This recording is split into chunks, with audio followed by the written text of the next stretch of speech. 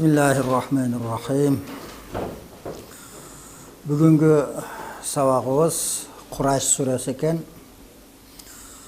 Бұл Құрайш сүресінің түшілігінің себебі Ибн Аббас разиаллаху таала анху айтады. Мұрда Құрайш елінде бір кедей адам болып қалса, қиналып, тіріліктен қиналып қалса, ошол адамды үй бүлөсү бала чакасы менен шаардан чыгарып бир далага тоого кууп жиберишет экен да. Ошол тоодо жатып, же далада жатып, ашка жатып өлөт экен. Ошондойгон салттар болгон экен. Анан Хашим ибн Абдуманнаф пайгамбардын чоң аталары бир күн элди топтоп алып туруп, өзүнүн ошо туугандарын Курайш элин топтоп алып туруп айткан экен. Силер адам атабыздан бери жаралган адамдардын эң бир улуусу болуп эсептелесиңер. Себеби силер эң бир улуу жерде жашайсыңар. Бул Мекке, Аллах Тааланын Байтулла үйү бар. Ошондой улуу жерде жашап аткан адамсыңар. Силерди кийинки адамдар ээрчийт. Эми силер ушундаган бир жаман салтты чыгарып койсоңор, ошого эл көнүп калгандан кийин силерден кийинки эл да ошондой кылып, силер ээрчип кетиш мүмкүнчүлүгү бар. Ошон үчүн мындай ишиңер токтоткула. Дегенде Курайш эли баары мейли. Биз сизге баш ийелик, сиз эменин өкүм кылсаңыз, ошону биз аткарайлык дегенде анан Хашим ибн Абдуманаф айтат. Менин кеңешим дейт, силер кервен түзгүлө. Ошол кервениңер кыштын күнүндө Яманга барсын. Жайдын күнүндө Шамга барсын. Кыштын күнүндө Яманга барыштан максат, Яман бул ысык жер экен.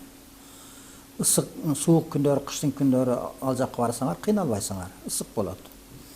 Ал жайдын күндөрү Шамга барсаңар, Шам салкын жер. Кыйналбай, апарган табаңарды жакшылап сатып, кайра ал жактан товар алып келесиңер. Дегенден кийин бардыгы макул келип, ошол жерде Курайш эли бүт биримдүүлүккө келип, ынтымак болуп, баары кыштын күнүндө Яманга барып, жайдын күнүндө Шамга барып, ошентип жакшы пайда көрүп, анан ошо пайдалардан өздөрүнүн араларындагы элге, кедейлерге да жардам берип, баары тегиз бай болуп кеткен дейт да. Ошондуктан Аллах Таала ушул сүрөнү түшүрдү. Астагфируллах. Ли илафи Курайш. Курайш элине Аллах Таала ушундай биримдүүлүктү, ынтымактыкты бергендиги үчүн илафихим рихлаташ-шитаи вас-сайф.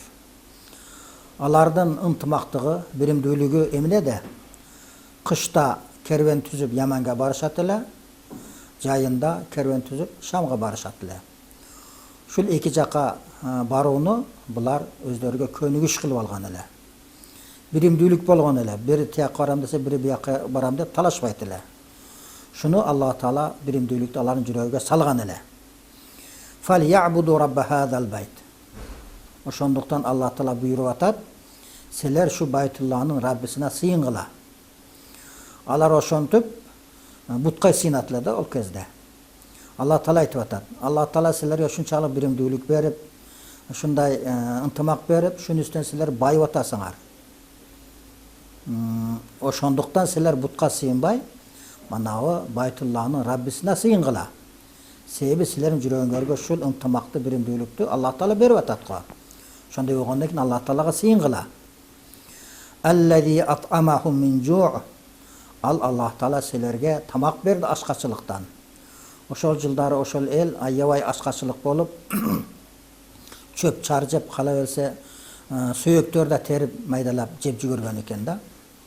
Ошондой ачкачылык болгон учурда силердин жүрөгүңөргө Аллах Таала ушул Шамга барууну, Яманга барууну салып, ошентип ошол содигерлик менен байып кеттиңер, ачкачылыктан чыгып кеттиңер.